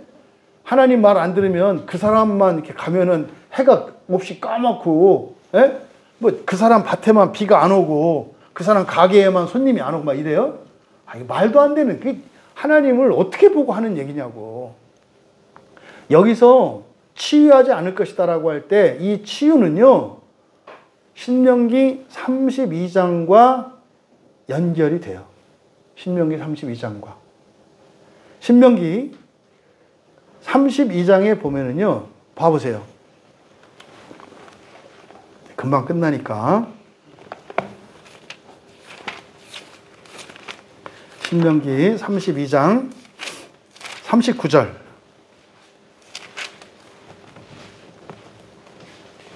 같이 읽겠습니다. 314쪽이네요. 신명기 32장 39절 같이 읽습니다. 이제는 나 곧 내가 그인 줄 알라. 나 외에는 신이 없도다. 나는 죽이기도 하며 살리기도 하며 상하게도 하며 낫게도 하나니 내 손에서 능히 빼앗을 자가 없도다. 여기서 이제 하나님, 유일하신 하나님이신 것을 나타내요. 39절이. 그래서요, 죽이기도 하며 살리기도 하며, 이제 여기를 이제 이렇게 번역을 했거든요. 그래서 이것 때문에 제가 하나님이 우리 아버지를 교통사고로 돌아가시게 했다고 알게 된 거예요. 하나님이 죽였다고. 그래서 마음 아픈 죽음들 있잖아요. 그래서 하나님이 다 죽인 거라고. 근데 절대 주권이라고. 선하다고. 선하긴 무슨 개뿔이나 선해요. 너 한번 선 많이 당해봐라. 니네 가족 다 몰살 당해봐라. 너 한번 망해봐라. 이게 선해요? 그런 의미 아니에요. 여기 지금 신명기 32장 39절도요. 우리말 성경에 죽이기도 하며 이렇게 돼 있잖아요. 밑줄 치세요. 죽이기도 하며. 죽이기도 하며가 아니라요. 죽게 하다예요. 죽다의 사역형.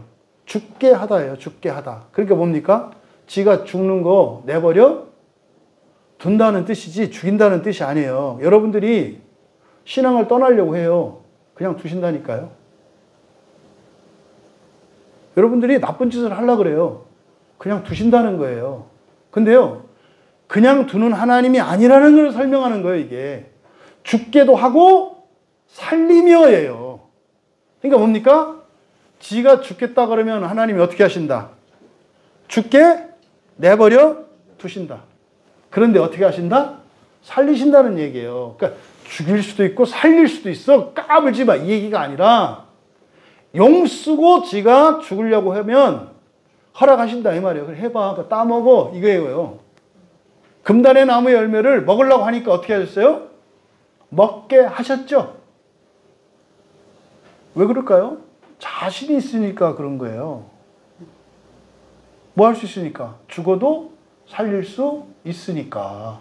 나사로는 그래서 낙원에 있던 나사로를 살렸다면은 살아난 게 좋은 거예요? 나쁜 거예요? 나쁜 거예요. 아니, 나사로, 천국에 있는 사람을 일리 데려오면 그거 좋겠어요? 그러니까 나사로에게도 좋으려면 나사로는 죽어서 어디 간 거예요? 지옥에 간 거예요. 그러니까 나사로가 그때까지 어떻게 산 거예요? 아주 죽기로 작정하고 산 거예요. 그래서 어떻게 했다고요? 회개 안 하니까 죽기도 하셨다고. 근데요, 뭐 하셨어요? 살리셨죠? 요게 신명기 32장 39절 말씀이거든요. 죽게도 하고 살리며, 그 다음에 상하게도 하고 낫게도 하고, 그런 거죠. 또 그 다음에 이건 하나님이 절대적인 분, 그냥 직역을 해서 먼저 불러드리면 32장, 신명기 32장 39 이렇게 돼요. 너희는 보라! 너희는 보라! 사실 이 보라라고 하는 단어가 되게 이제 의미 있는 단어인데, 너희는 보라! 왜냐하면 바로 내가 그이기 때문이며, 죽게도 하고 살리며, 상하게도 하고, 바로 내가 치료하는 나 외에는 신이 없기 때문이다. 내 손에서 빼앗을 자가 아무도 없다. 이게 신명기 32장 39절이에요. 이게 모세한테 주신 말씀이거든요. 근데 사실은요, 모세도 되게 고민했어요. 하나님, 얘들이 도대체 이적을 보고도 왜 이렇게 하나님 말씀을 따르지 않고 왜 이렇게 믿지를 않아요? 계속 했던 얘기죠. 계속. 그러니까 홍해를 가르고 건너왔잖아요. 홍해를 가르고 건너왔고 만나를 내려주시고 바위를 쪼개가지고 막 물을 내주세요. 그래서 밤에는 불기둥으로 따뜻하게 해주시고 낮에는 구름기둥으로 에어컨을 틀어주세요. 그리고요, 막 매출하게 때가 와가지고 고기도 먹여주시고 물도 주세요. 신발도 한 켤레 갖고 살았어요. 뭐 요즘 사람에게는 아주 승질나는 얘기일 거예요. 옷 한 벌과 신발 한 켤레를 살았다. 생각만 해도 끔찍하죠? 예? 어떻게 한 벌 옷과 한 켤레 신발을 갖고 40년을 산단 말인가? 근데 그 이적이잖아요. 닳지 않는 신발이라는 뜻이에요. 그 얘기는 그 신발 신으면은요, 막 걸어 다녀도 하나도 안 힘들어. 그 상상할 수 있잖아요. 그 옷이 아주 쾌적해가지고 뭐 너무너무 편하고 좋은 옷인 거예요. 근데요, 떨어지지 않아. 그게 여호와 하나님의 표적이었잖아요. 그런데요, 이들은 어떻게 했어요? 자꾸 배반하고 우상을 섬겨요. 신명기 32장 15절 봐보세요.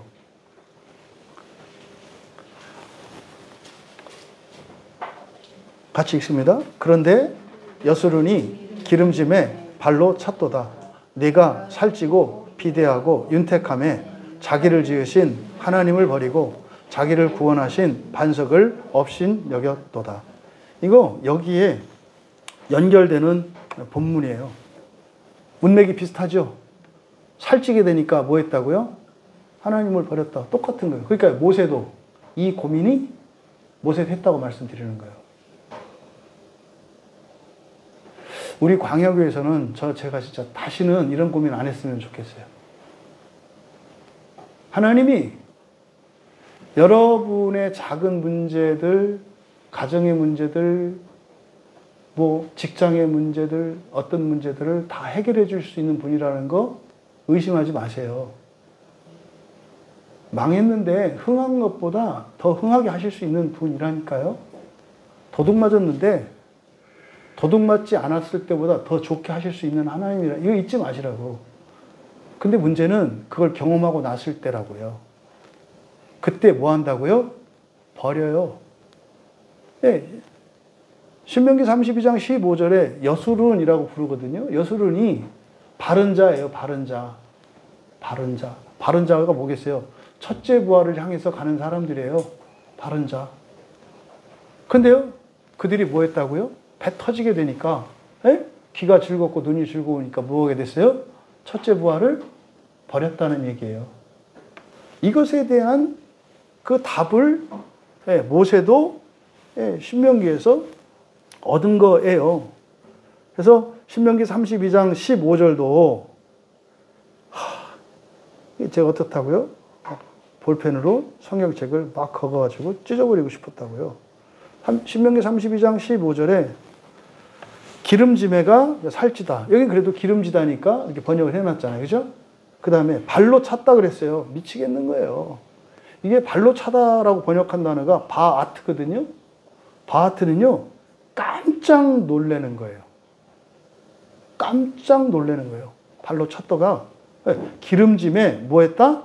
깜짝 놀랐다. 이야, 진짜 하나님이 도와주시네! 깜짝 놀랐다는 거예요. 살찌우게 해주시니까. 기도 들어주시니까. 야, 되네! 근데요, 살찌고 비대하고 비대하다가 뭐냐면요, 아바인데요. 그거를 기꺼워한다라는 뜻이에요. 좋아했다 이 말이에요. 기꺼워하다. 에? 윤택하다라고 번역한 게 카샤예요. 완전히 번역을 엉망진창으로 해놨어요. 카샤는 덮다, 감추다라는 뜻이에요. 자기를 지으신 하나님인데 엘로하예요. 엘로하. 엘로힘이 아니고 엘로하. 여호와도 아니고 엘로하. 이게 단수 명사로서 하나님을 나타내는 말이거든요. 버리고, 여기서 버리다라고 하는 것은요, 부정적인 의미도 쓸 수 있죠. 그냥 손대지 않고 내버려 두는 거 버리다예요. 응? 여러분들이 해야 될 일을 하지 않고 둬요. 그걸 뭐라 그래요? 여기서 번역한 나타시라는 단어예요. 나타시는요, 내버려 두다, 포기하다 이런 뜻이거든요. 근데요, 뭐 이게 그냥 내버려 두는 게 나쁜 거 아니잖아요. 폭탄은 어떻게 해야 돼요? 건들면 안 돼요. 내버려 둬야 돼요. 그런 건 만지면 안 돼요. 근데요, 여러분이 사온 식재료는 어떻게 해야 돼요? 네, 썩기 전에 드셔야 돼요. 근데 폭탄은 만지고 식재료는 내버려둬. 이게 문제라, 이게. 그러니까 여기서 지금 번역을 이상하게 해놓은 거예요. 그 다음에 자기를 구원하신 반석, 구원하신 예수와예요. 예수와, 구원하다. 예수와. 반석, 추루. 반석하면 딱 떠오르는 게 누구예요? 예수님이시잖아요. 그러니까 그대로 읽으면 예수와 추루. 네. 반석이신 예수. 이렇게 돼요. 업신여기다. 업신여기다. 나벨인데요. 이 나벨은 시들다, 약해지다. 이렇게 됩니다. 신명기 32장 15절을 그대로 직역하면 이렇게 돼요. 그리고 여수룬이 살쪘고 그가 깜짝 놀랐다. 그리고 삽입구. 너는 살쪘고 너는 기꺼워했고 너는 감췄다. 깜짝 놀랐다라고 하는 표현이 뭐예요? 그걸 즐기고 그냥 혼자 즐겼다 이 말이에요. 그는 하나님이 지으신 것을 내버려 두었고, 뭘 내버려 뒀대요? 지으신 것을 내버려 두었고, 그의 구원의 반석이 쇠약해졌다. 이해되세요?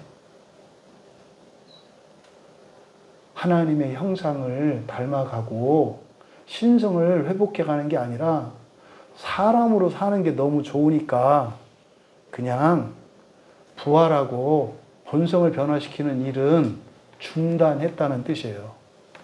다 같은 내용이죠. 여러분, 진심으로 여러분들께 부탁을 드려요. 진심으로. 이사야 선지자가 신명기 32장 39절에서 그걸 직역하면 너희는 보라, 보라라는 말로 시작해요. 보라. 그래서 보라. 이게 사실은 아까 그랬잖아요. 치료한다는 게 어떤 의미다? 창조, 새 창조를 의미한다 그랬잖아요. 창조를 중단하겠다, 새 창조를 중단하겠다라는 뜻이라 했잖아요. 그것을 이제 이렇게 그 증거로 될 수 있는 게 바로 이 라라고 하는 단어가 또 연결돼요. 라라고 하는 이게 보라, 이게 무슨 말이냐면요. 창세기 1장에서 하나님이 창조하실 때마다 뭐라 그래요? 끝나고 나면. 보시기에 좋았더라. 보시기에 좋았더라. 그때 보다라고 하는 단어가 라. 똑같은 단어예요. 똑같은 단어. 그럼 보세요. 창세기 1장의 창조 때는 우리가 봤어요? 못 봤어요? 못 봤어요. 하나님만 봤어요. 그렇죠? 근데요. 보라 그랬어요. 그러면 언제예요, 이거는? 창세기 2장이에요. 창세기 2장. 창세기 2장의 창조는 우리가 봐요. 왜? 아담이 이름도 짓고 막 짓거든요. 창세기 1장은 하나님의 절대적인 창조예요. 창세기 1장과 2장의 차이거든요. 그러니까 신명기 32장 39절에서 너희는 보라. 왜냐하면 나 바로 내가 그이기 때문이다. 쭉 얘기를 했잖아요. 나 외에는 신이 없기 때문이다. 내 손에서 빼앗을 자가 아무도 없다. 그러니까 뭐예요? 마음껏 너희들도 뭘 해라? 창조를 하면서 살아라. 내가 도와줄게. 그리고 이거를 막을 자가 아무도 없어. 라는 뜻이다. 이 말이에요.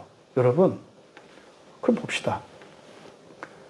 여러분이 하나님께서 부활을 위해서 창조를 하면서 살아가라고 하시는 그 하나님 말씀이 좋아 보시나요?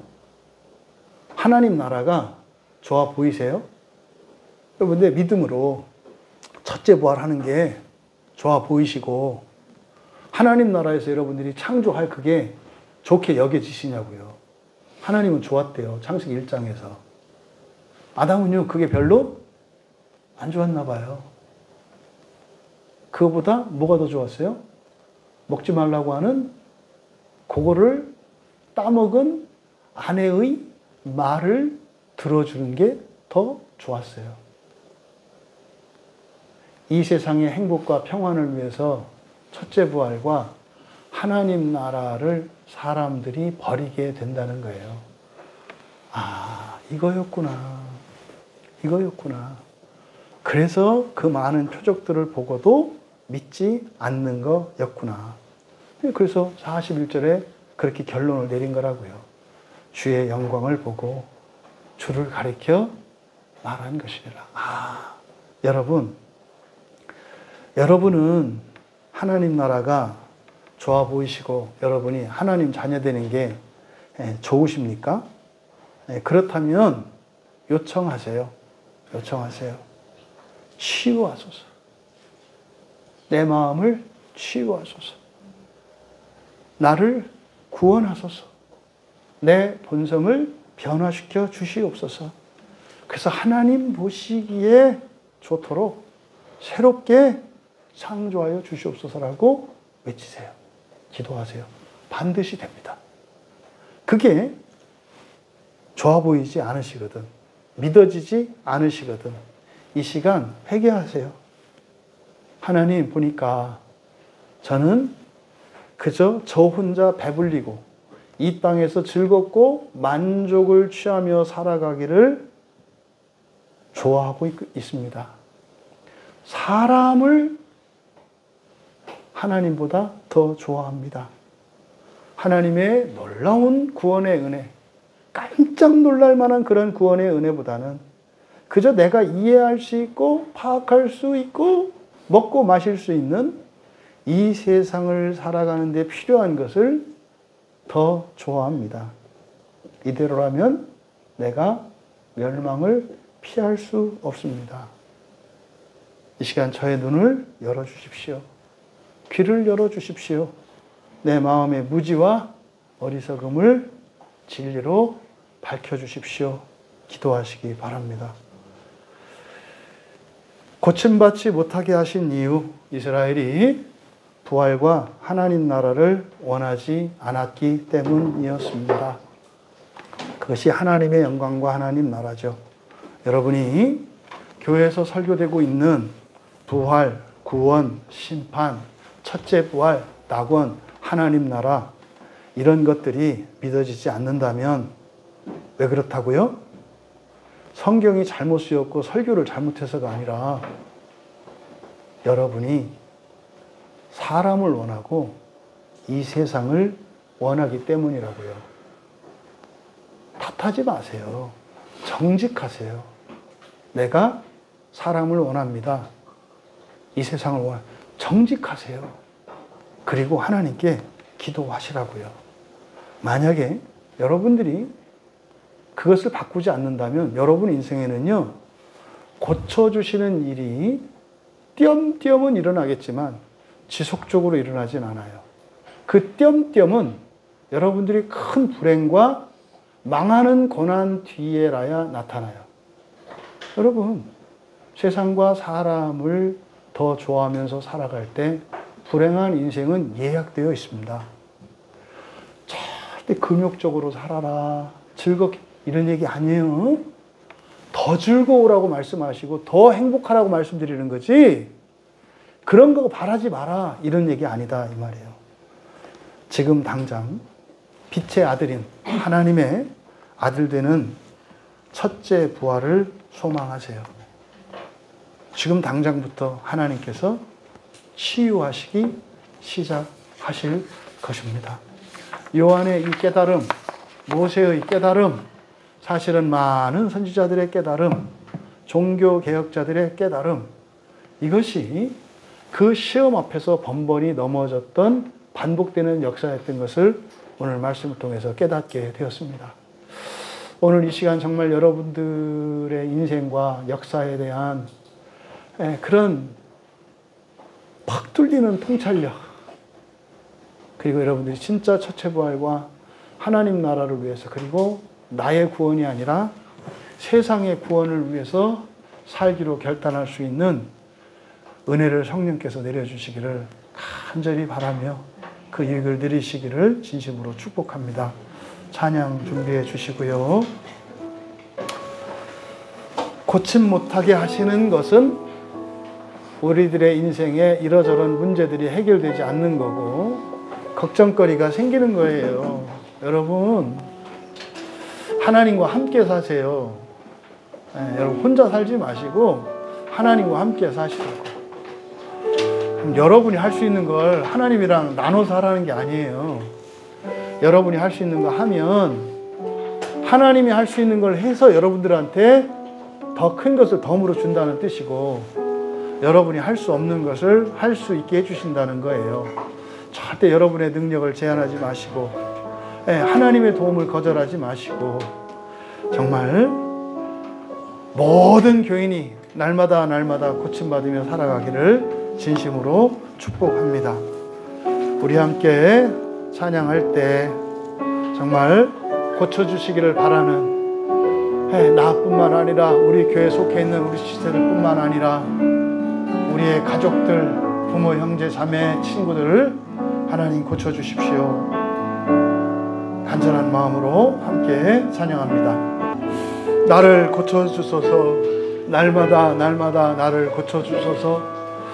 이제 다시는 이 세상의 어떤 기준과 이 세상의 것에 만족하는 것이 아니라 이 세상을 구원하기 위하여 하나님 닮게 하시고 하나님 능력에 이르게 하시고, 내가 살아갈 것, 나의 미래에 대한 근심과 염려, 지난 날의 후에 하나님께 온전히 맡기고 주님을 대신하여 이 세상을 구원하기 위하여 살아갈 때 참으로 표적으로 나의 인생을 책임지시고 오히려 내가 생각한 것보다 높이시고 존귀하게 하시며 능력 있게 하시는 하나님의 은혜의 삶을 살기로 결단하는 은혜의 시간 되게 하옵소서. 우리 같이 믿음으로 소망하며 함께 기도합니다. 하나님 아버지, 저희들의 과거도 아시고 저희들의 미래도 아시며 저희들의 현재를 통하여 모든 것을 존귀하게 하고자 하시는 하나님, 이 시간 저희들 모두가 믿고 결단하는 시간이 될 수 있기를 원합니다.